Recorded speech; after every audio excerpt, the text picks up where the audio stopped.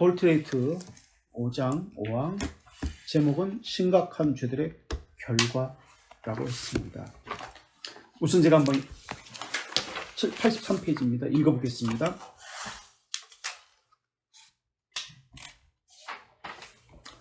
하지만 헤아릴 수 없는 죄들로 인해 그들은 하나님께 매우 심하게 거스리고 죽음의 범죄를 일으키고 믿음의 실행을 가로막고 매우 고통스럽게 자신들의 양심에 상처를 입히고 이따금 하나님의 호의에 대한 인식을 상실한다. 물론 한동안이지만 그들이 진지한 회개의 바른 길로 돌아와 하나님의 부성적 얼굴의 빛이 다시 그들에게 비출 때까지 이것은 지속된다라고 이야기합니다. 선택된 자가, 택자가 하나님의 부르심을 받는 것은 태어나자마자입니까? 아니면 그렇지 않습니까? 태어나자마자 하나님의 부르심을 받는 것은 아니거든요. 하나님께서 언제인지 모르지만 은혜를 베푸셔야 가능합니다. 그러니까 선택된 자라도, 아무리 선택된 자라도 하나님의 부르심이 없으면은 아무 소용이 없어요. 일반인과 똑같아요. 이 선택과 부르심, 이러한 모든 것들은 하나님의 무상적 자비하심에서 일어나는 것이죠. 그런데 선택된 자가 믿음으로 이끌리기 위해서는 가르침을 받아야 합니다. 이런 면에서 그리스도께서는 아버지로부터 배운 자마다 내게로 나오니라. 요한복음 6장 40절에서 이렇게 말씀하셨어요. 내게 나온다. 아버지께 배운 자마다 내게 나온다. 그러니까 선택에 대해서 코치코치 호기심을 가지고 궁금증을 해결한다고 해서 확신을 얻는 것도 아니다. 믿음이 생기는 것도 아니다. 믿음이 견고해지는 것도 아니다라는 것을 알 수 있습니다. 이거에 대해서 내가 몰라. 그래서 알아. 이것 때문에 믿음이 생기는 거 아닙니다. 믿음이 견고해지는 것이 아닙니다. 하나님의 부르심과 성령님의 역사에 의해서 믿음이 부르심을 받고 견고해지고 또한 성장하고 이런 것이다. 하나님의 부르심 몇 가지죠? 우선 그런 건 몇 가지인가요? 하나님의 부르심? 네? 뭐 있어요? 외적 부르심과 내적 부르심. 네, 외적 부르심은 가시적 부르심이라고 하고 복음적 부르심이라고 그러죠. 내적 부르심은요? 효과적인 부르심 또는 유효한 부르심이라고 이야기합니다. 이것을 다른 말로 이 부르심은 웨스트민스터에서 지금 하고 있는 그 용어들이에요. 그죠? 부르심, 효과적 부르심, 뭐 내적, 외적, 웨스트민스터에 있고 이쪽에서 중생이라고 해요. 중생. 돌트레이트에서는 부르심은 개념이 안 나와요. 그죠? 중생이라는 단어가 나오지.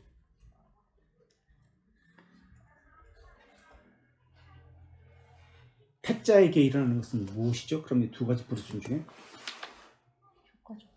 네, 내적 부르심 또는 유효한 부르심, 효과적 부르심입니다. 그럼 무엇을 가지고 이들에게 믿음을 주시고 믿음을 일으키시죠? 네, 누가? 성령께서 말씀을 가지고 택자에게만 일합니다. 우리 돌트레이트 1장 9장 2항 찾아보실래요? 1장 9항 2항 47페이지.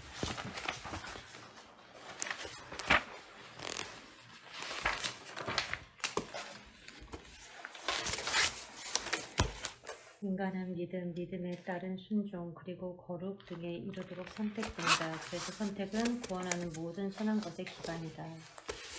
네. 선택은 구원하는 모든 것의 기반이다. 그 구절이 로마서 8장 30절입니다. 또 미리 정하신 그들을 또한 부르시고 부르신 그들을 또한 의롭게 하시고 의롭다 하신 그들을 또한 영화롭게 하셨느니라. 자, 영화롭게 하신 것이 언제죠? 8장 30절에서 한번 찾아보셔야 성경. 8장 30절. 영화롭게 하신 것이 언제입니까? 그 시제를 한번 보세요. 과거, 현재, 미래. 영화롭게 하신 것. 영화는 우리 아직 안 됐잖아요. 그런데 하나님이 영화롭게 하신 것이 언제인가? 8장 30절. 네? 그러셨을 때. 미리 정하신? 네, 어쨌든 지금 하실 것이다라고 나왔나요? 아니, 하신다? 신. 하신? 외롭다 하셨어요. 하셨다. 과거형으로 씁니다. 과거 시예요. 영화롭게 앞으로 하실 것이다 아니고 이제 할 것이다도 아니에요. 이미 하셨다래요. 과거형이에요. 과거 시에 씁니다. 영화롭게 이미 하신 겁니다. 언제? 영원 전에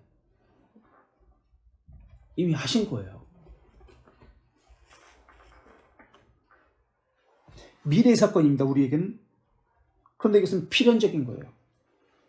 그래서 이미 완성되었다는 그런 개념으로 하나님의 계획 속에서 완성되었다는 개념으로 영화롭게 이미 하셨다라고 그렇게 사용하고 있습니다.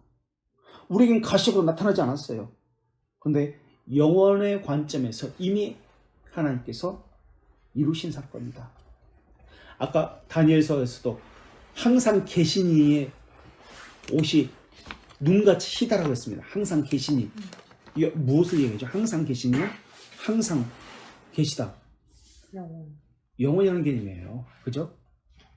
그게 하나님이라는 뜻이잖아요. 여호와, 영원히. 그게 지금 예수 그리스도를 이야기하고 있죠. 영원이라는 개념. 지금 이것도 마찬가지입니다. 영원이라는 개념을 이야기한 거예요. 과거, 미래, 현재라는 개념이 아니고 영원전, 늘 현재라는 개념을 이미 하셨다. 영원전에. 이미 이루어진 사건이에요. 애독사센이라는 단어를 쓰는데요. 독사제 부정과거 시제 영화롭게 하셨느니라 라는 이런 단어를 씁니다. 자, 그래서 1장 9절 좀 1항에 밀주치는 거 한번 보세요.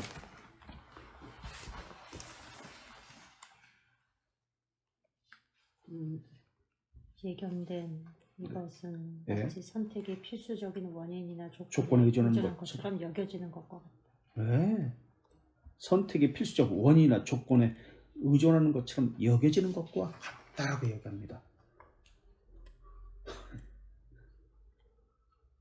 그래서 그 다음에 믿음도, 말씀에 대한 순종도, 거룩도 여기서 나온다. 여기는 뭐죠? 그럼 선택. 하나님이 선택해서 믿음도 나오고 순종도 나오고 거룩도 나오고 여기서 나온다. 말씀에 대한 순종도 여기서 나온다. 하나님이 선택했기 때문에 순종하는 거예요. 거룩도 하나님이 선택했기 때문에 거룩하게 된 거예요. 믿음도 하나님이 선택했기 때문에 이렇게 나오는 거예요. 사망 또 보세요. 또 뭐라고 나오나요? 사망. 여기서 믿음, 거룩과 구원에 따르는 자들이 나오고 마침내 영생, 즉 사도의 말씀에 따른 그 열매와 결과들이 나옵니다. 구원에 대한 은사, 영생, 말씀에 따른 열매, 결과. 이건 또 어디서 나온다? 선택. 네. 영원이라는 개념에서 선택에서 나오는 거예요. 하나님의 선택. 은사도, 열매도, 영생도 다 여기서 나옵니다. 그러니까 영원히 시간에서 명시되었잖아요. 그러니까 영원이라는 개념이 먼저 설정되어야 돼요. 그러니까 영혼을 가지고 시간을 봐야지 시간을 가지고 영혼을 보면 안 돼요. 근데 우리는 시간에 명시된 것을 가지고 영혼을 살피고 있어요. 나타나는 것 가지고 영혼을 살펴요. 나타나지 않은 영혼을 가지고 시간과 나타나는 것을 살펴야 되는데 거꾸로 하고 있어요. 가시적인 증거를 가지고 거꾸로 영혼을 살피고 있어요.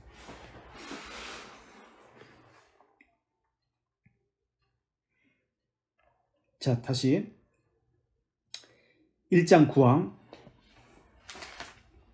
그것과 54페이지 2항 보세요. 54페이지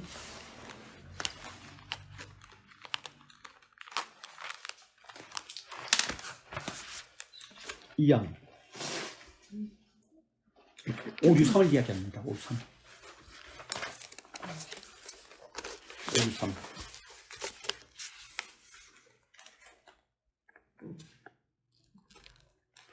563 한번 읽어보세요. 563의 2항.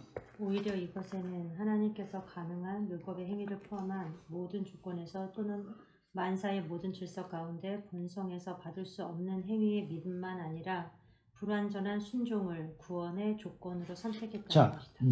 무엇을 구원의 조건으로 선택하셨다고 그랬죠? 이 지금 알미니안 주의자들은 행위의 믿음, 조건에서 또는 만사의 모든 질서 가운데 본성에서 받을 수 없는 행위의 믿음만 아니라 불완전한 순종을 조건으로 선택했다. 순종을 조건으로 선택하셨다. 순종을 불완전해요. 순종이 불완전한데 이 불완전한 순종이 구원의 조건이라는 거예요. 구원받는 조건이라는 거예요. 근데 아까 돌트레이트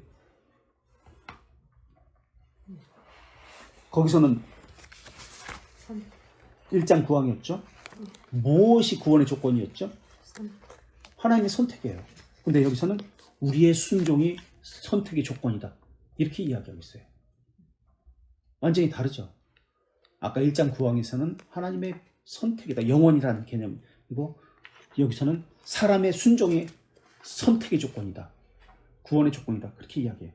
그러니까 아까 그 1장 9항과 이 5, 6, 3항은 대조가 되는 거예요. 오류가 먼저 나왔잖아요. 사실은 오류에 대한 반박이 그 돌트레이트 법규잖아요. 그러니까 오류가 먼저 나온 상태에서 그거에 대한 대답이 아까 얘기했던 1장 9항이다. 이렇게 볼 수 있습니다. 알미니안주에 대한 논박이 1장 9항이죠. 그러니까 순종이 구원의 조건이다. 사람의 순종이 구원의 조건이다. 알미니안주의. 아니다. 하나님의 영원한 선택이 거기서부터 순종이라는 결과가 나온다. 믿음도 나온다. 은사도 나온다. 믿음의 결과도 나온다. 지금 이게 돌트레이트 1장 9항이에요. 완전히 다른 것이죠. 그래서 제가 뭐라고 했냐면 시간 안에서 영혼으로 거슬러 가면 안 된다. 순종을 가지고 영혼을 이야기하면 안 된다. 라고 했던 거예요.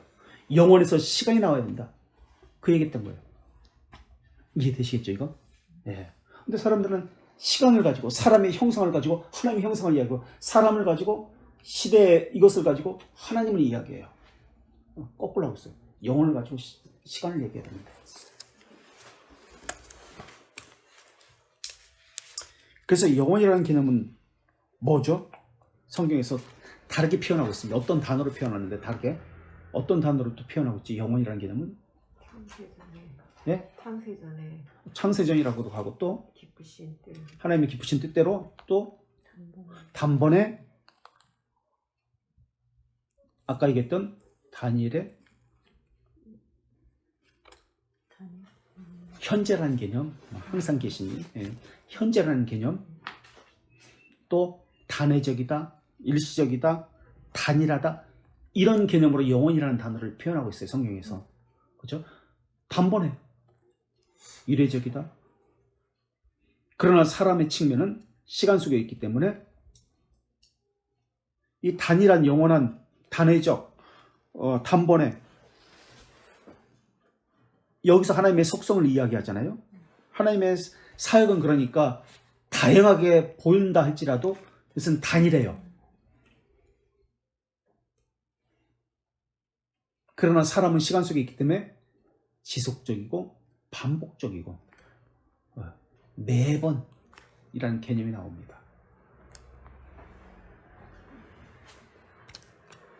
그래서 만약에 하나님의 사역을 변화무쌍하다, 변한다, 매번 바뀐다, 지속적이다, 그러니까 지속이라는 개념이 반복적이라는 개념, 반복적으로 바뀐다, 이런 개념으로 보면 하나님의 속성을 부인하는 거예요.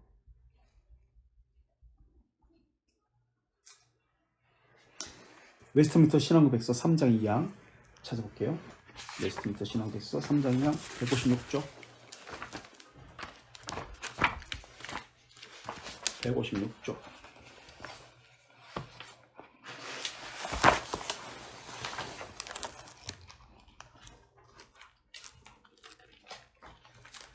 (3장 2항)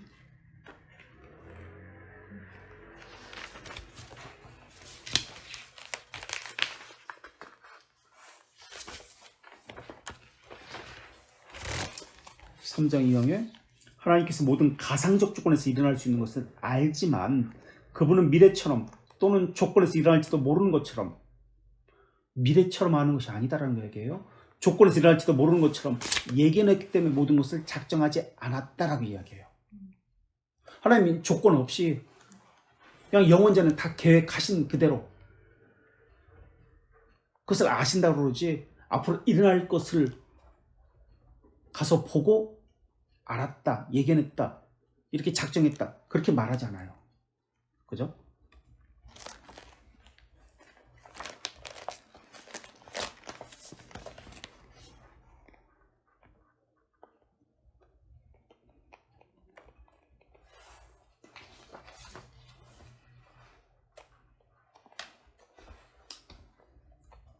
그러니까 웨스트민스터 신앙고백에서도 선택은 예견된 조건에 근거하지 않는다 라는 것을 얘기해요.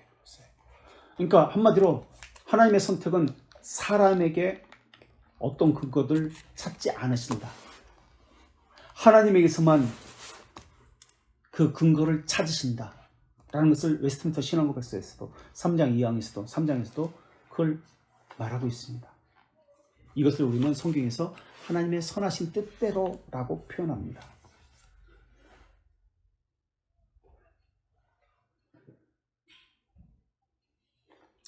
자, 예견된 것이 아니라고 이야기했습니다. 3장 2항에서 웨스트민스터, 그죠? 예견된 것이 아닙니다. 분명히 얘기했죠. 3장 2항에서. 그렇다면 예견된 것이 아니다라고 얘기했는데 오류 1장 5항을 가볼까요? 오류 1장 5항. 오류 1장 5항. 56페이지 뭐라고 나오나요? 위에서 넷째 줄 1장 5장 5항 1절. 구원에 이르는데 불완전하고 미결정적인 선택이 특별한 자들에게 일어나는 것은 예견된 믿음, 회심, 성결, 경건이 시작했거나 한동안 지속했기 때문이다. 이에 반하여 구원에 이르는데 완전하고 결정적인 선택이 특별한 자들에게 일어나는 것은 믿음, 회심, 성결 및 경건이 끝까지 예견된 견인이기 때문이다. 예견된 견인 때문이다라고 이야기합니다. 우리 신앙고백서는 정반대로 이야기해요. 알미니아의 고백서와 정반대로 이야기합니다. 그래서 중생된 자는 자기가 무엇을 할 수 있다라고 자랑할 수 없게 되는 겁니다. 영원에서 하나님께 선택하셨어요. 영원에서 믿음도 주셨고 믿음의 결실, 열매도 맺게 영생도 주시고 다 하셨습니다. 영화도 마찬가지입니다. 이것을 우리가 인지할 수 있도록 시간을 내서 하나님께서는 때를 따라 돕는 은혜로 우리에게 경험하게 하십니다. 이것을 성령께서 하십니다. 이것을 말씀을 통해서 하신다. 이게 중생의 경험입니다.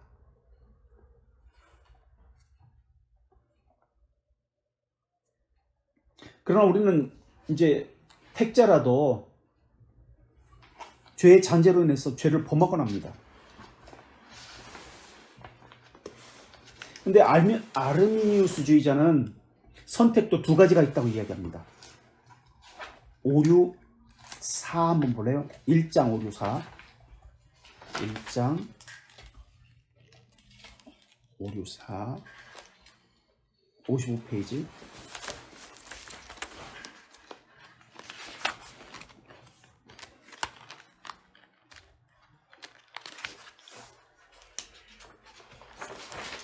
두 가지가 있다고 얘기했는데 1.5교사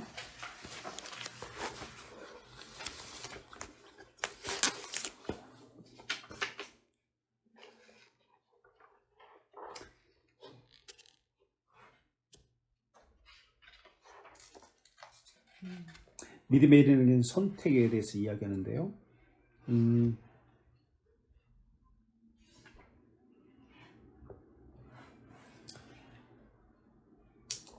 54페이지부터 보실래요? 54페이지 오류 2의 3.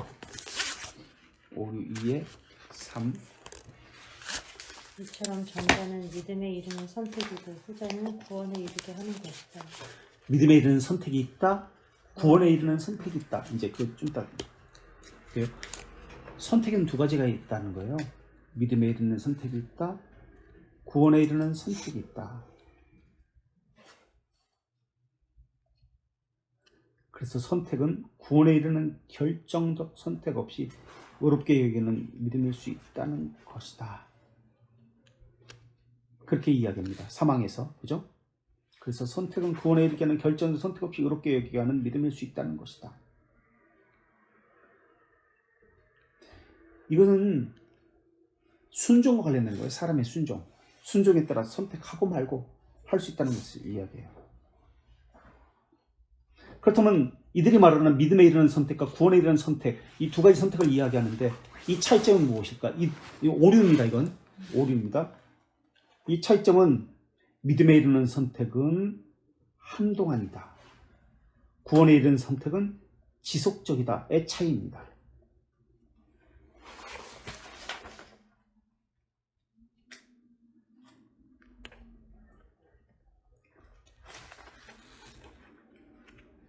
그래서 믿음에 이르는 선택은 일시적이다. 구원에 이르는 선택은 지속적이다. 이 차이일 뿐이다. 라고 이야기합니다.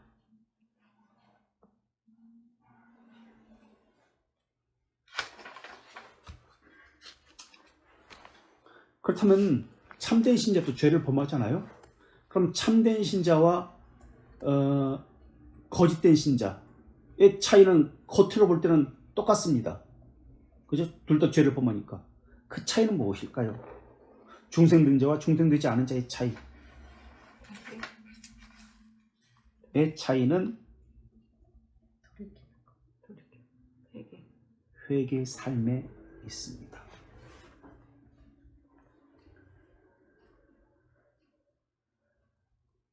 그래서 돌트레이트 5장 5절에서 우리가 보았듯이 인간은 심각한 죄로 인해서 하나님을 매우 분노케 하고 죽음에 해당하는 죄책에 빠지고 성령을 근심케 하고 믿음의 실천도 중단하고 양심에도 큰 상처를 입습니다.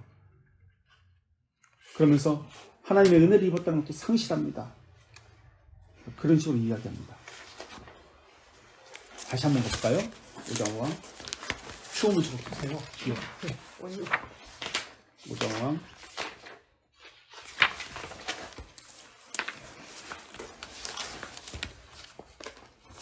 이거 불편하네. 이거. 몇 페이지죠? 83? 네, 오정왕. 자, 하지만 헤아릴 수 없는 죄들로 인해 그들은 하나님께 매우 중생한 자들을 이야기합니다. 심하게 거스리고 죽음의 범죄를 일으키고 믿음의 실현을 걸어맞고 매우 고통스럽게 자신의 상처에 양심의 상실을 입고 있다가 하나님의 호에 대한 인식을 상실합니다. 똑같습니다. 중생된 자나 중생하지 않은 자나. 하지만 한동안이지만 그들이 무엇이 다르다고요? 진지한 회개의 바른 길로 돌아와. 진지한 회개. 밑줄 치셔야 되는데 밑줄 치세요. 밑줄이 빠졌어요. 키워드입니다. 진지한 회개. 이게 있느냐 없느냐의 차이입니다. 진지한 회개의 바른 길로 돌아옵니다. 그 바른 길이 뭐죠? 중생된 자와 중생하지 않은 자의 차이는 진지한 회개인데 바른 길은 진지한 회개이냐 아니냐의 차이입니다. 거짓된 길과 바른 길, 참된 길과 거짓된 길의 차이는 진지한 회개입니다. 그래서 진지한 회개를 통해서 바른 길로 오게 되고 하나님의 부성적 얼굴빛이 다시 비추게 됩니다. 그렇게 이야기합니다. 하나님께 부성적인 빛을 받으려면 그 방법은 진지한 회개입니다. 회개의 마음도 하나님께서 주십니다. 그래서 아까 1장 9절에서 돌트레이트, 열매, 영원 뭐 이런 것들을 모든 열매들 이것은 다 영원에서 하나님께서 주신 것이다 라고 이야기합니다. 참된 회개는 인간의 의지로 되는 것이 아닌데 잠깐 쉬었다가 10분 있다가 5분에 시작할게요. 이 회개는 두 가지 우리 회개가 있잖아요. 그죠? 두 가지 회개가 있는데 우리 신앙고백서, 웨스트민스터 신앙고백서 대규리 문답에서 무슨 회개라고 이야기하죠? 76문에서 두 가지 회개가 있는데 생명의 회개가 있고 하이델베르크 88문에서는 참됨이 되었습니다. 하이델베르크가 언제 쓰여졌죠? 1563년. 벨지카는 61년. 1500. 그러니까 한참 전에 쓰여진 것이죠. 벨지카 61년, 이건 63년, 1500. 지금 이 돌트레이트는 언제죠? 지금 몇십 년 후야. 1617년이니까 17년이니까 플러스 마이너스 하면 이게 더하기가 안 되네. 그리고 1647년이잖아요. 웨스트민스터는. 그럼 이게 지금 몇 년이죠? 한 80년 되나요? 뭐 그쯤 된다고 그래요. 어쨌든 그러니까 이 완성도 면에 있어서 지금 하이델베르크나 이것보다도 웨스트민스터나 이 돌트레이트가 이 앞에 거 다 보고 이건 좀 선명하지 않구나, 이건 좀 더 분명하게 설명할 필요가 있구나, 이런 것을 다 감안했겠죠. 여기에 대해서 사람들이 반론을 지게 이것은 무슨 뜻입니까 정확히. 그러니까 참 애매하네, 이때는 이것을 정확히 표현 못했네. 그래, 그럼 이때는 80년 후니까 점검이 됐으니까 이때는 좀 더 자세하게 정확히 쓰자, 그래서 썼을 거란 말입니다. 그게 생명에 이르는 회개예요. 자, 그래서 생명에 이르는 회개와 참된 회개, 하이델베르크 88문이 있는데 우리는 생명에 이르는 회개를 무엇과 같은 것이다라고 이렇게 배웠죠? 회심, 중생의 경험과 같은 의미다라고 배웠습니다. 그리고 이것은 단회적인 것이다? 아닙니다. 중생은 단회적입니다. 그러나 중생과 중생의 경험은 다르다고 그랬습니다. 중생의 경험은 여기 안 나와요. 이제 우리가 만들어낸 것인데, 어쨌든 회심이라는 말인데, 생명에 이르는 회개는 단회적인 것이 아니다. 중생은 단회적이지만 이 중생의 경험은 반복적이다. 단회적이라는 말의 의미는 한 번이라는 말의 의미도 있지만 그런 개념이 아니죠. 영원이라는 뜻이잖아요. 단번은 영원이라는 개념이지, 한 번만 이런 개념보다도 숫자 하나라는 뜻이 아니라 영원이라는 개념이잖아요. 영원성이라는 개념이잖아요. 그러니까 하나님은 두 번 반복하지 않는다는 개념이잖아요. 편치 않으시니까. 그러나 우리는 시간 하나 있기 때문에 경험이 반복되어지는 것이죠. 반복되어진다는 것, 이것은 다른 말로 훈련이라는 개념입니다. 그죠? 훈련, 반복되어진다. 그래서 대규리 문답 76문에서 생명에 이르는 회개는 무엇인가를 이야기합니다. 생명에 이르는 회개는 대규리 문답 76문 242쪽 볼까요? 76문, 대규리 76문. 성령 하나님과 말씀으로 죄인의 심정이 역사하는 구원의 은혜이다. 네, 말씀만 가지고 아닙니다. 성령 하나님께서 말씀을 가지고 죄인의 심정에 역사한 구원의 은혜다 라고 이야기합니다. 생명에 이르는 회개? 그렇다면 여기 근거 구절이 나오잖아요. 사도행전 11장 18절 한번 찾아보세요. 우리는 근거 구절을 다 사람이 만드는 거 아니야. 생명에 이르는 회개가 어디 있고 참된 회개, 거짓 회개가 어디 있어. 다 성경을 근거로 이야기해야 되니까 한번 찾아볼게요. 정말 생명에 이르는 회개라는 단어가 나오고 참된 회개, 거짓된 회개라는 단어가 나오는지 성경에, 다 성경을 가지고 이야기해야 되니까. 11장 18절 사도행전. 그들이 이 말을 듣고 잠잠하여 하나님께 영광을 돌려 이르되 그러면 하나님께서 이방인에게도 생명 얻는 회개를 주셨도다 하니라. 이방인에게도 하나님께서 생명 얻는 회개를 주셨도다 하니라. 생명 얻는 회개가 여기서 나온 거예요. 성경에서 나온 거예요, 다. 자, 76장 76문 사망 보세요. 이런 자는 자신의 죄들에 대해서 심히 슬퍼하고 이제 생명에 이르는 회개를 받게 된 이제 이방인들, 사도행전에서 이러한 사람들은 자신의 죄에 대해서 심히 슬퍼하고 증오하고 그리고 전적으로 하나님께 돌아서고 새로운 순종의 모든 길에서 그분과 함께 하려고 지속해서 그분과 함께 걷고자 합니다 라고 나옵니다. 여기서 주목해야 하는 것은 생명에 이르는 회개는 단회적이다? 아니죠. 그럼 뭐다? 아까? 반복적이고 지속적이다. 지속해서라는 단어가 여기에 나옵니다. 그러니까 밑줄을 치야 되겠죠. 지속해서 한 번만 하는 거 아니에요. 지속적으로 반복해서. 다른 말로 훈련이다. 반복의 훈련이에요. 반복적인 개념. 자기도 모르게 툭 튀어나오는 거. 반복. 몸에 배어있는 거. 저절로 되는 거. 이게 지속이라는 개념이죠. 그래서 생명에 이르는 회개는 중생의 경험, 반복적이다, 지속적이다 이런 개념이에요. 중생은 단회적이다, 영원이다.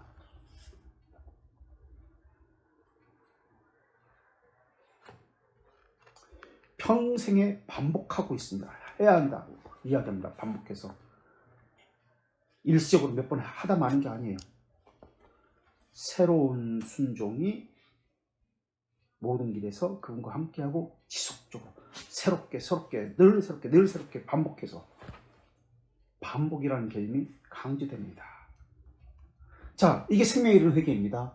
그렇다면 참된 회개는 그렇다면 뭔가 이제 50년 아니 80년 전에 지금 쓰여지니까 우리가 볼 때 인간적으로 볼 때 좀 두리뭉실하다 그런 개념이 느껴질 겁니다. 참된 회개를 살피면 이제 88문 가볼까요? 하이델베르크 88문 131페이지.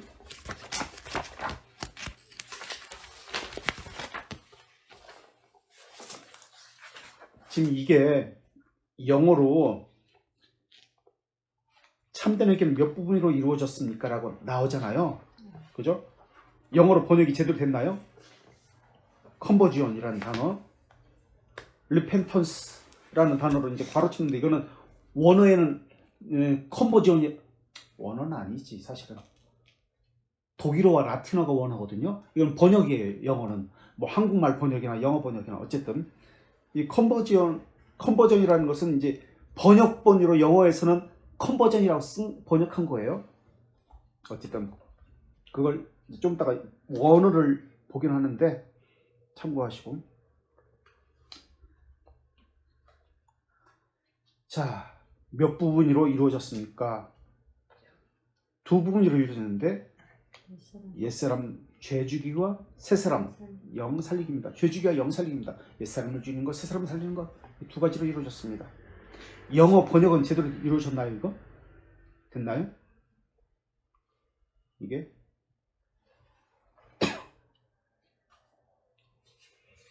트루 컨버전, 참된 회개라고 이게 맞나요?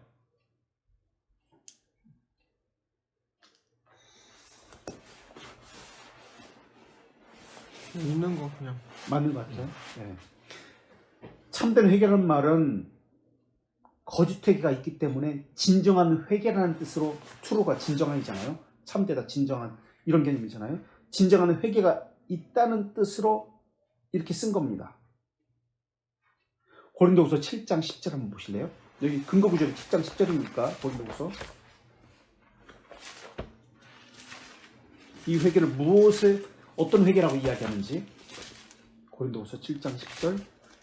하나님의 뜻대로 하는 근심은 후회할 것이 없는 구원에 이르게 하라. 구원에 이르는 회개다라고 나옵니다. 하나님의 뜻대로 하는 참된 근심, 구원에 이르는 회개다. 그런데 회개 앞에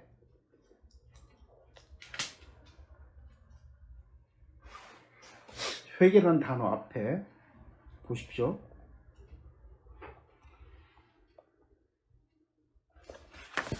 정관사가 붙습니까? 안 붙습니까? 더라는 단어가 영어로 보세요. 영어에 88문 붙죠. 원어에도 붙어 있습니다. 그러니까 수많은 회개, 어떤 회개가 아니에요. 그러니까 수많은 회개 중에 하나가 아니에요. 그 회개예요. 그 참된 회개. 그러면 그 참된 회개가 뭐냐? 분명히 하나거든요. 그것이라고 이야기해요. 어떤 것을 이야기해요? 분명히 정해진 어떤 그 회개예요.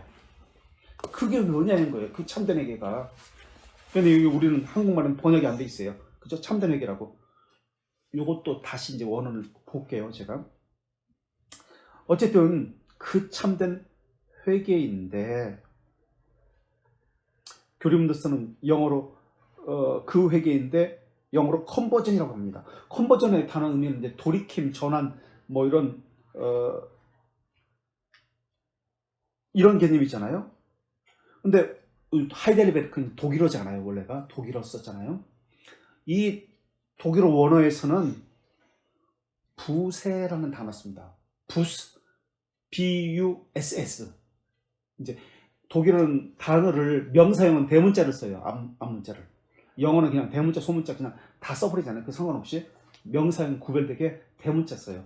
그래서 B-U, S자를 이제 새 모양으로 이렇게 쓰거든요. 이게 S자야. 네. SS 쓰면 버스가 되기 때문에 S가 이 두 개 더블 S가 이거예요. 독일어는 이렇게 부스. 발음대로 읽으면 되는데 부스. 이게 무슨 뜻이냐면 참회, 고해라는 뜻이에요. 그러니까 우리가 부스탁, 탁은 데이거든요. 속죄의 날, 참회의 날 그런 뜻이에요. 부스탁. 지금 요즘 기간이 짜이트가 시간이거든요. 뭐 시대 시간 짜이트라고 해요. Z-E-I-T. 부스 짜이트는 속죄의 시간, 속죄의 뭐 그런 뜻인데 뭘까요 이게? 예? 사순절이라는 뜻이에요. 그게 사순절. 참회의 시간들, 참회의 시간, 참회의 기간, 이게 사순절이라는 뜻이에요. 그러니까 참회 고해라는 뜻이에요. 속죄의 그런 뜻이에요. 그러니까 회개와 참회는 좀 느낌상 어감상 다르죠. 뭔가 좀 다르죠. 참회라는 뜻.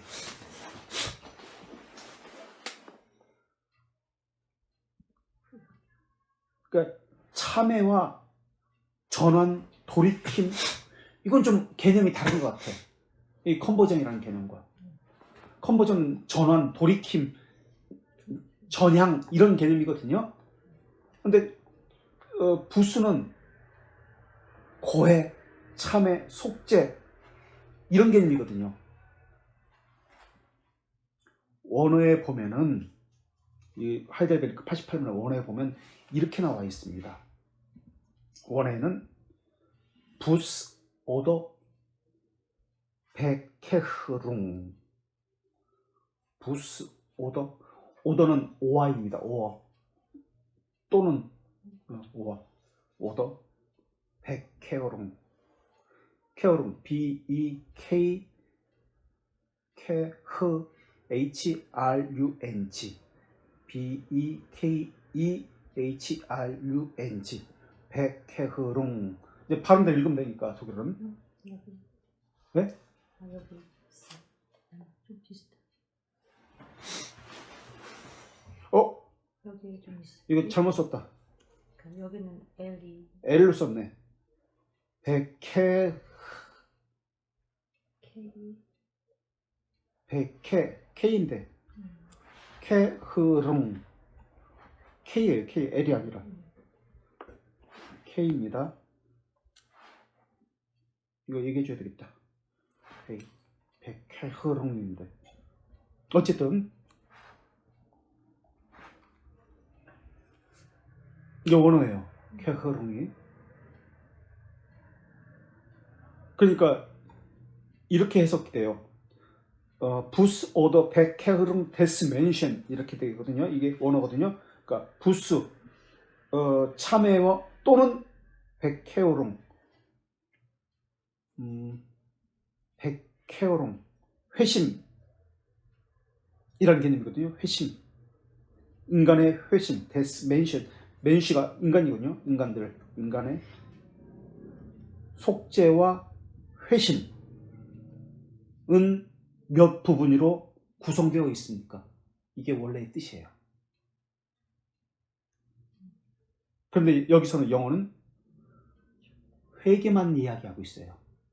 회개와 회심을 둘 다 원어는 이야기하고 있어요. 무슨 말인지 알겠죠? 회개 또는 회심은 몇 부분으로 구성되어 있습니까? 이게 원어의 뜻이에요. 사람의 참된 회개와 참된 회심은 참된 회개와는 엔드고 다시 사람의 참된 회개 또는 참된 회심은 몇 부분으로 구성되어 있습니까? 예, 그것은 두 부분으로 구성되어 있습니다. 옛사람 죽이기와 새사람 살리기입니다. 이렇게 되는 거예요. 근데 지금 영어 번역은 회심이라는 개념은 사라져버렸어요. 참회라는 개념이 없어요. 회개라는 개념은 조금 뭔가 부족해. 돌이킴, 방향전환 이런 거니까. 그죠? 회심이라는 개념이 빠져버린 거예요.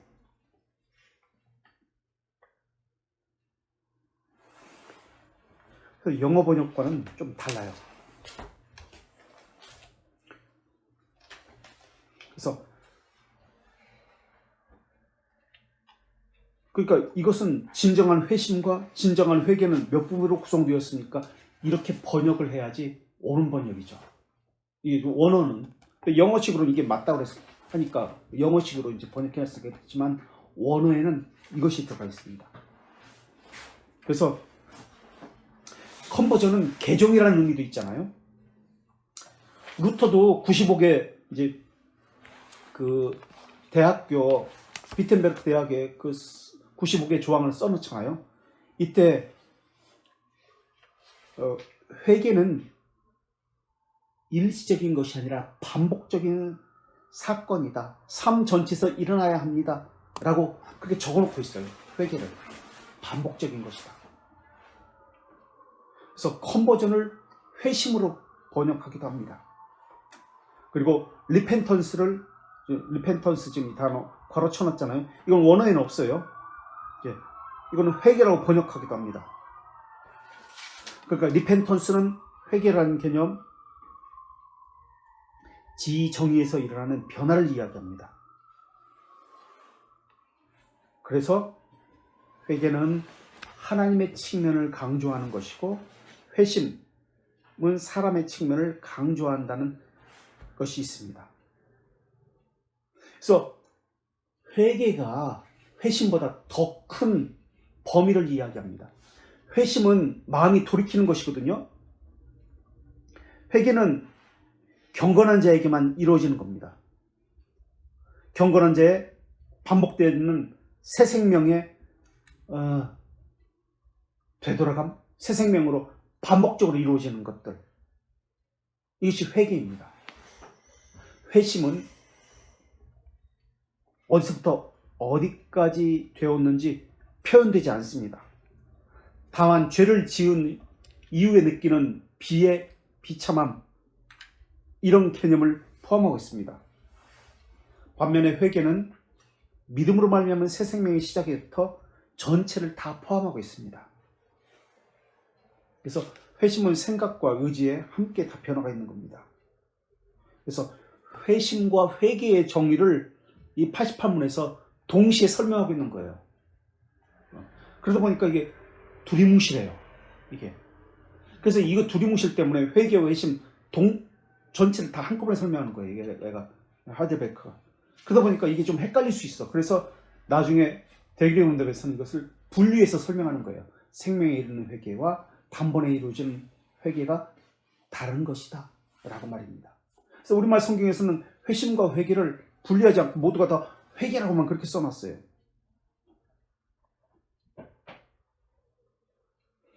그래서 이 88문을 좀 더 풀어서 설명하면은 이런 거예요.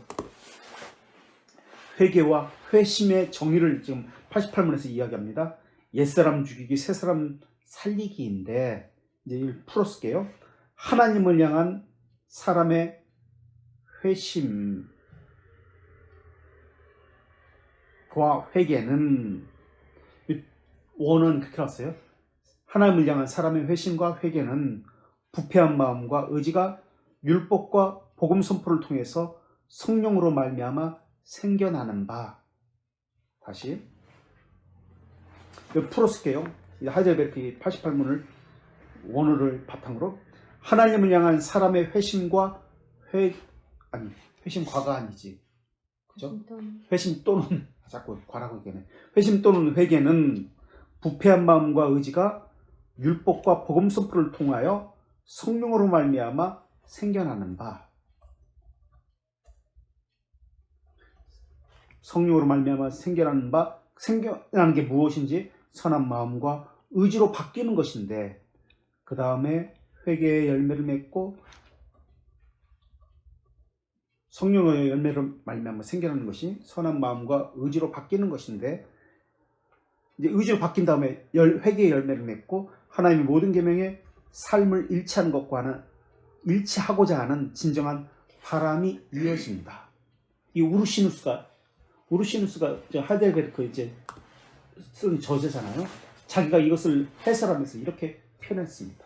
지금처럼 다시 하나님을 향한 사람의 회심 또는 회개는 부패한 마음과 의지가 율법과 복음 선포를 통해서 성령으로 말미암아 새롭게 생겨나는 바, 그것은 선한 마음과 의지로 바뀌는 것인데 그 다음에 회개의 열매를 맺고 하나님의 모든 계명에 삶을 일치하고자 하는 진정한 바람이 이어집니다. 우르시누스가 그렇게 설명했어요. 그렇다면 계속해서 우르시누스가 설명합니다. 회심과 회개의 성격이 무엇인가? 공통적으로 하는 것은 돌아서는 겁니다. 하나님 향해서 돌아서는 것. 생각과 이성은 하나님의 뜻과 역사에 대한 바른 지식과 바른 판단으로 돌아서는 것. 생각과 이성은 하나님의 뜻과 역사에 대한 바른 지식과 판단으로 돌아서는 것.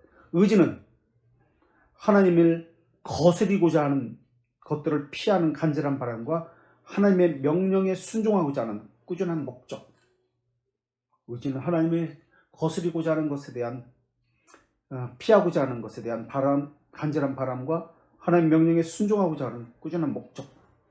의지고, 마음은 하나님의 율법을 따르고자 하는 새롭고 거룩한 바람과 정석, 이렇게 표현했습니다.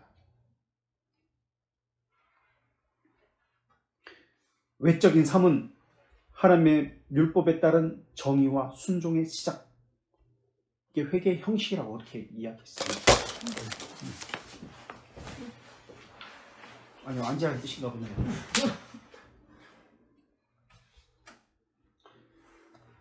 회개의 대상은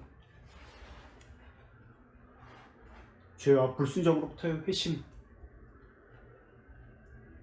의와 새로운 순종, 이게 회개의 대상입니다.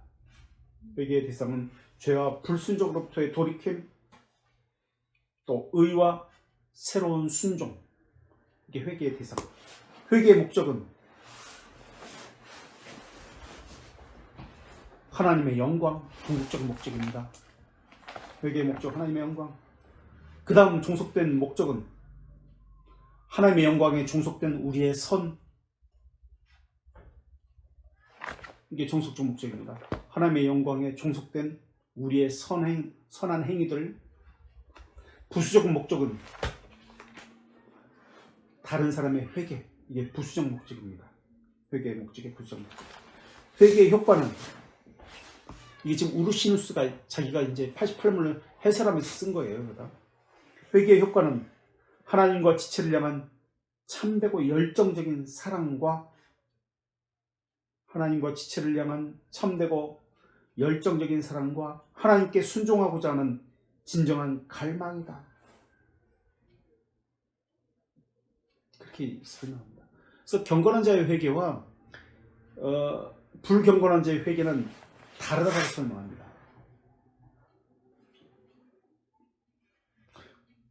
경건한 자와 불경건한 자의 회개의 공통점은 죄에 대한 지식을 가지고 있고 죄로 인한 비애를 가지고 있습니다. 이것은 공통점입니다. 그러나 악인은, 불경건한 자는 창세기 4장 13절과 14절처럼 가인의 고백처럼 이렇게 고백합니다. 나를 만나는 자보다 나를 죽이겠나이다. 그러니까 불경건한 자는 돌이키긴 하는데 내가 피해를 볼까 봐, 내가 손해를 볼까봐, 내가 불이익을 당할까봐. 그래서 자기 이익을 위해서, 자기 피해를 보지 않기 위해서 돌이키는 겁니다. 그러나 선한 경건한 자의 회개는 시편 51편 3절과 4절에서 이야기한 것처럼 내가 주께 범죄하여 주의 목전에 악을 행하였나이다. 관심은 내가 아니라, 아까 가인은 나였거든요. 내가 피해를 볼까봐, 다른 사람이 나를 죽일까봐 나였어요, 관심이. 그러나 다윗은 내게 관심 있는 것이 아니라 하나님께 죄를 짓는, 하나님께 관심이 있는 거예요. 이게 달라요.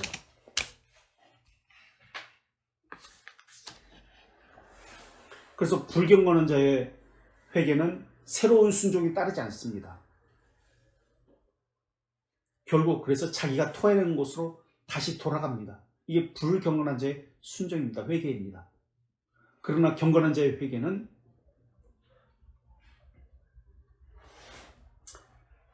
새로운 순종이 늘 반복됩니다. 새로운 순종. 그러나 중생된 자는 사방에 포위된 채로 살아갑니다.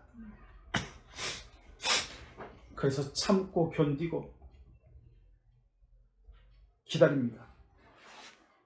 물론 조금만 방심하면 죄로 넘어집니다. 그래서 겸손해야 합니다. 경건한 자의 회개는 겸손히로 인도합니다.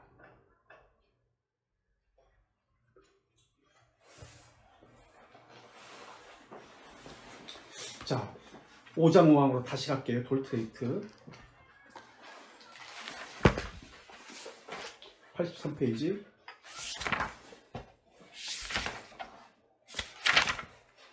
논리를 한번 보세요. 5장 5항. 하지만 헤아릴 수 없는 죄들로 인해 그들은 하나님께 매우 심하게 거스리고, 죄를 졌기 때문에 하나님께 심하게 거슬렸죠. 죽음의 범죄를 일으키고, 논리를 보십시오. 죄를 범하면 하나님을 우선 심하게 거스립니다. 이 거스렸다는 것은 관계가 깨어졌다는 말이에요.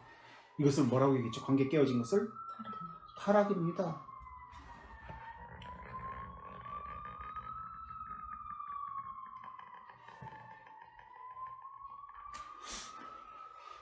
그리고 죽음의 범죄를 일으키고 믿음의 실행을 가로막고, 이 말은 믿음의 역사를 가로막는다는 뜻이죠. 믿음의 실행을 가로막고, 이건 무엇을 이야기할까요? 불순종을 이야기해요. 부패를 이야기해요. 믿음의 역사를 가로막습니다. 그래서 하나님의 호의에 대한 인식을 상실합니다.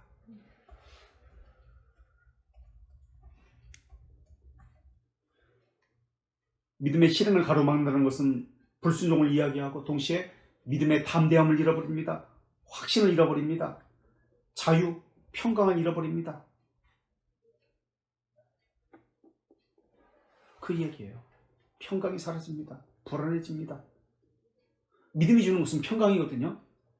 믿음의 열매들이 사라집니다. 그 이야기하는 거예요. 그리고 고통스럽게 자신의 양심에 상처를 입습니다. 양심에 세워지는 것이 무엇이죠? 청결한 양심에 믿음이 세워집니다. 그죠? 근데 양심이 무너지니까, 상처를 입으니까 견고한 믿음은, 믿음의 확신은 무너집니다. 사라집니다. 믿음의 확신이 무너지니까 하나님의 호의에 대한, 은혜에 대해서 인식이 사라집니다. 그러니까 감사가 없습니다. 불평과 불만이 나옵니다.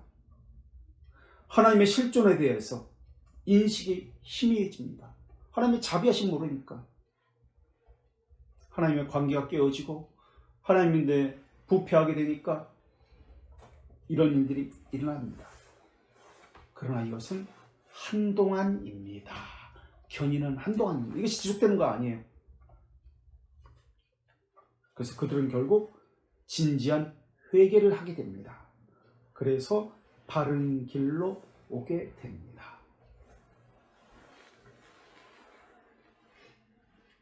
바른 길로 온다고 할 때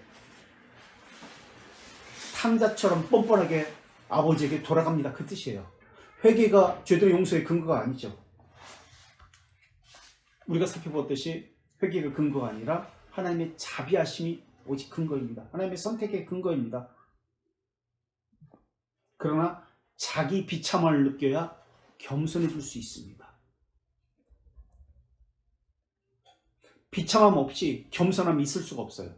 그래서 하나님은 하나님의 호의를 상실하도록, 상처를 입도록 그렇게 내버려 두시는 겁니다.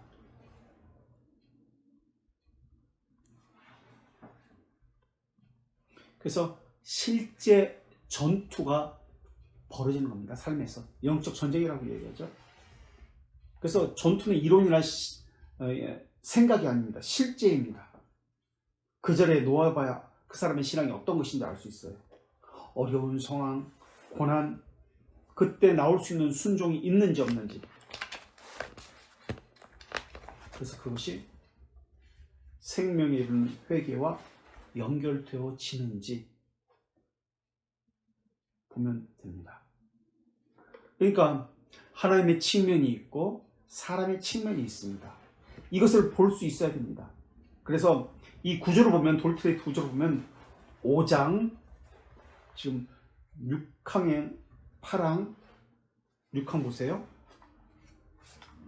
제목이 하나님을 구원하는 중재. 그러면서 자비의 풍성하신 하나님, 하나님의 자비에 대해서 이야기합니다. 하나님의 자비는 영원이라는 개념을 품고 있습니다. 그리고 7항은 회개에 이르는 갱생.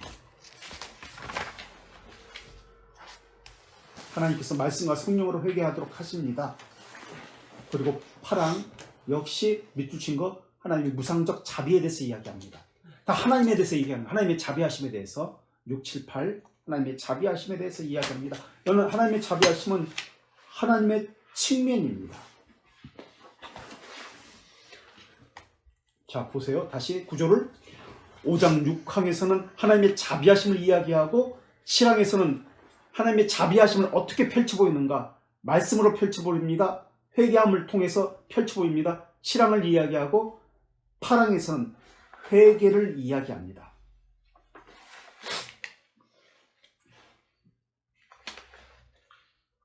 그래서 하나님의 측면에서 본 자비함과 회개를 6, 7, 8에서 이야기합니다. 하나님 측면에서 본 자비, 회개의 도구, 회개 6, 7, 8항에서 하나님 측면에서 이야기해요. 그죠? 그렇다면 이다음부터는 9항부터 보세요. 사람의 측면에서 보한 9항, 10항. 확신이라는 것은 누가 확신하는 거죠? 하나님이 확신하는 게 아니에요. 사람이 확신하는 거예요. 사람의 측면에서 본 하나님의 자비하심을 가지고 이야기합니다. 9항, 10항. 9항에서 볼까요? 구원에 이르는 선택된 자는 선택, 영혼을 이야기합니다. 10항, 말씀에 의해서, 말씀이라는 도구, 사람의 측면에서 본 말씀의 역사하시는 성령님을 사람의 측면에서 이야기해요. 하나님이 회개에 이르는 그 도구, 사람의 측면에서 이야기합니다. 그 다음 11항, 12항, 13항. 11항 확신에 대한 의심, 경건을 격려하는 확신, 부주의가 무관한 확신. 그래서 회개를 가지고 11항부터 사람 측면에서 보는 회개를 가지고 13항까지 밝히고 있습니다. 그래서 하나님의 측면에서 자비, 사람 측면에서 자비, 하나님 측면에서 회개의 수단, 사람 측면에서 회개의 수단, 하나님의 측면에서 회개, 사람 측면에서 회개. 이것을 계속해서 대조해서 6, 7, 8, 9, 11, 12, 13 여기까지 이야기합니다. 이게 5장이에요. 견인. 그 다음에 14장. 이제 결론적으로 14장 15화 이야기합니다. 14장이 뭐죠? 수단이 무엇인가? 하나님께서 견인을 위해서 사용하시는 수단이 무엇인가 정리합니다. 그리고 15장에서 결론적으로 견인이 무엇이다? 이렇게 이야기합니다. 견인의 결론 부분을 이야기합니다. 그러니까 돌트레이트 5장은 하나님 측면에서 이야기하는 것과 사람의 측면에서 이야기하는 것, 이거 반복적으로 있습니다. 자, 다시 회개라는 측면을 가지고 다시 한번 볼게요. 5장 7항 보실래요? 회개라는 하나님의 측면과 사람의 측면 가지고 비교해 보겠습니다. 5장 7항. 이 단어를 보세요. 컨버전이라는 단어를 사용하지 아니하고 레스턴스라는 단어를 사용합니다. 이 주제 제목이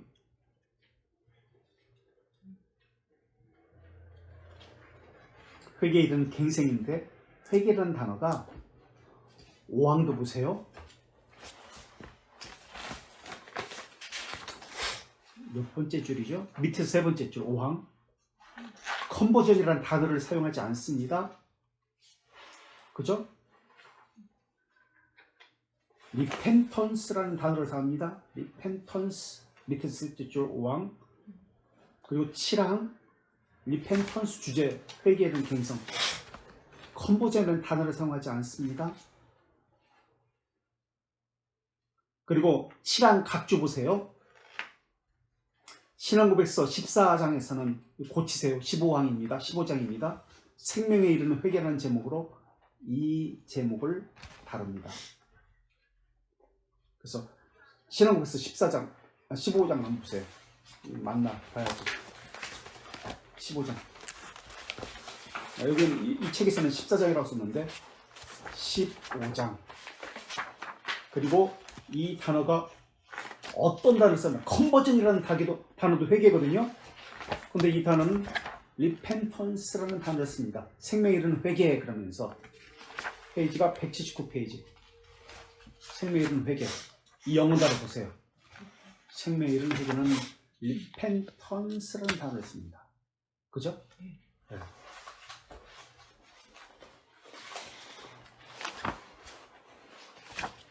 그러니까 이거 각주 이거 15장이라고 얘기했고 뒤에 신앙고백서 14장 1항 이것도 15장 1항이죠. 이거 바꿔야 되겠죠.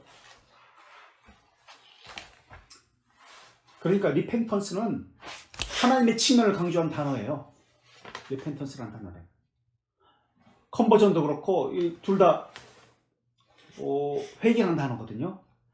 그러나 하나는 하나님 측면에서 쓴 단어이고 또 다른 하나는 사람 측면에서 쓴 회개라는 단어다 라는 것을 알 수 있습니다. 그래서 돌트레이트와 이 신앙고백서 15장에 이 회개라는 단어는 동일한 단어를 씁니다. 그래서 웨스민스터 15장에서는 무슨 회개라고 했죠? 이 회개를 생명에 이르는 회개. 아까 대기료문대에서도 찾아봤잖아요. 생명에 이르는 회개. 거기서 또 동일한 단어 썼습니다. 5장 5항에서는 돌트레이트에서 이 회개를 무슨 회개라고 얘기했죠? 진지한 회개라고 합니다. 생명에 이르는 회개는 진지한 회개입니다. 이 진지한 회개는 생명에 이르는 회개라고 하는데 중생의 경험과 관련된 것이고 하나님의 측면에서 강조해서 말한 것이다 라는 것을 알 수 있습니다.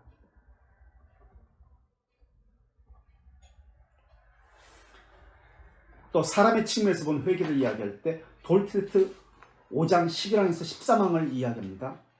11항에서 13항 11항에서 그래서 확신에 대한 의심 확신 그렇게 사람 측면에서 이야기합니다. 그래서 여기서는 밑줄 친구만 볼게요. 11항 육체적 의심, 투쟁 사람의 측면에서지 하나님의 육체적 의심, 투쟁하는 거 아니잖아요. 또 12항의 밑줄 친구 겸손 키워드가 겸손이라는 단어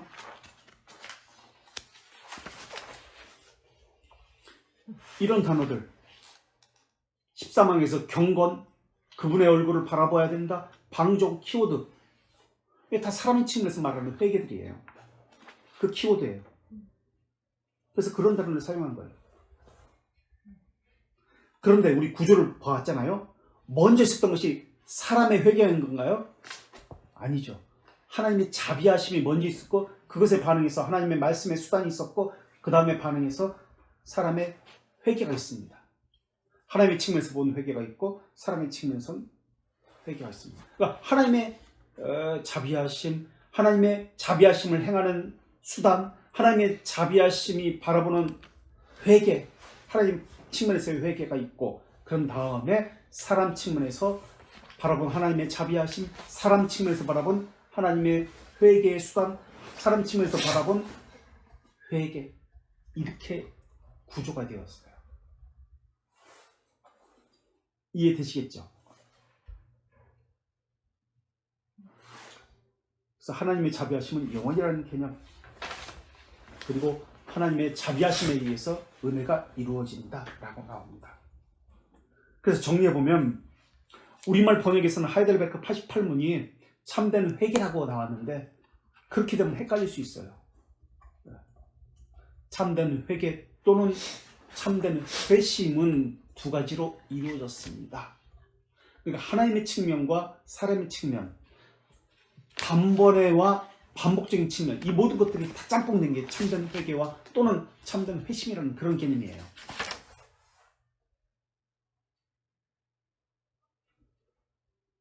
그래서 부세, 이것은 부스, 아까 얘기했죠, 독일어 회개, 리펜턴스라고 해, 영어로 해석했고요. 리펜턴스, 베케으름, 컨버전, 회심이라고 그렇게 번역합니다. 그래서 회심은 좁은 의미의 일회성, 회개는 반복적인 것. 그러나 하이델베르크 88문은 회개와 회심 둘 다 말하고 있는 겁니다. 그래서 뭉뚱그려 회개라고 그렇게 이야기하고 있어요. 그래서 80년 후에 쓴 웨스트민스터 신앙백서가 더 완성도가 있기 때문에 이것을 분리해서 씁니다. 그래서 중생이라는 단어를 쓰지 않고 부르심이라고 이야기해요. 부르심을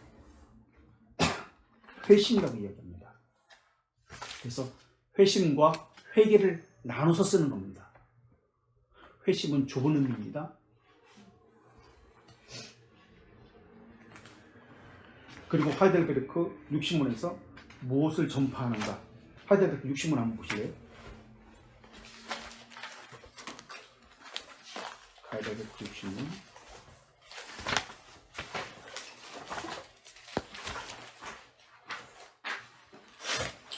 전가된 게 무엇인지 한번 보세요. 60문에 하이델베르크 60문에 사망, 60문 사망. 의와 거룩을 나에게 베풀고 전가시키는. 네, 사망에서 그런데도 하나님 나의 어떤 공로도 없이 오직 전적인 하나님의 은혜로 무엇을 전가시키면 완전한 만족부터 주셔야 됩니다. 완전한 만족과 그리스도의 의와 거룩을 나에게 베풀고 전가시킵니다. 그러니까 완전한 만족을 전가시키고 그리스도의 의를 전가시키고 거룩을 전가시킵니다.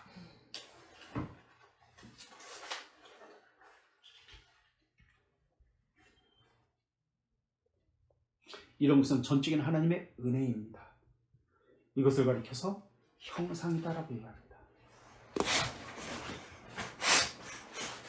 그래서 의의 전가를 칼빈은 순종의 전가라고 그렇게 이야기합니다. 거룩은 하나님과의 관계를 이야기하고 의는 기능의 회복, 올바른 것을 행하는 것. 이게 기능의 회복이거든요. 영혼의 기능의 회복, 부패를 이야기합니다. 거룩은 타락을 이야기하고 이것이 완성되는 것입니다. 회복되는 것입니다. 그래서 사항에서 밑줄 것 모든 순종을 완전하게 수행한 것으로 여김으로 순종의 전가라고 그래서 칼빈이 이야기한 겁니다. 순종의 전가. 의의 전가는 순종의 전가입니다. 모든 순종을 완전하게 수행한 것처럼 여김으로 나는 믿음으로 믿는 심정으로 이런 혜택을 수용합니다. 순종의 전가, 의의 전가, 순종의 전가입니다. 이게 지금 다 꿰뚫어지는 거예요. 그래서 하나로 연결되는 거예요. 그래서 그 사항 설명에서 밑줄친 게 우리 그리스도의 순종이 우리의 순종으로 여겨진다는 것입니다. 이것으로 하나님께서는 완전한 만족을 하셨습니다. 이 만족을 우리에게 전가시킨 것입니다. 라고 하는 겁니다. 그러니까 우리 행위를 보는 거 아니에요. 여기까지 혹시 질문이나 남고 있으세요?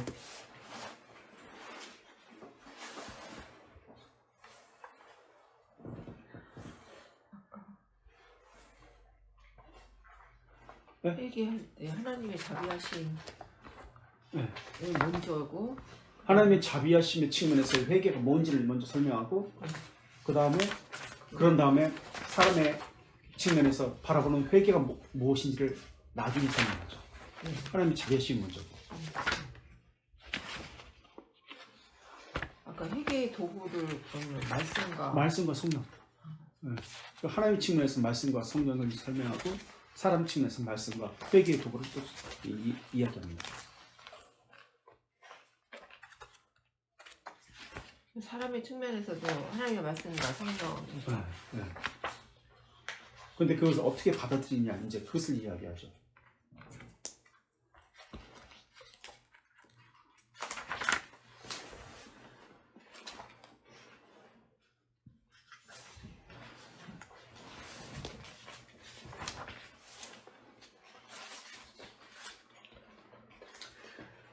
여기까지 되셨나요?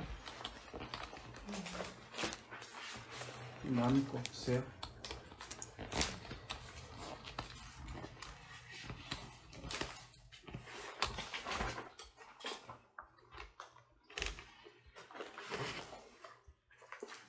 그럼 여기까지 하죠. 오늘 5분 끝났는데.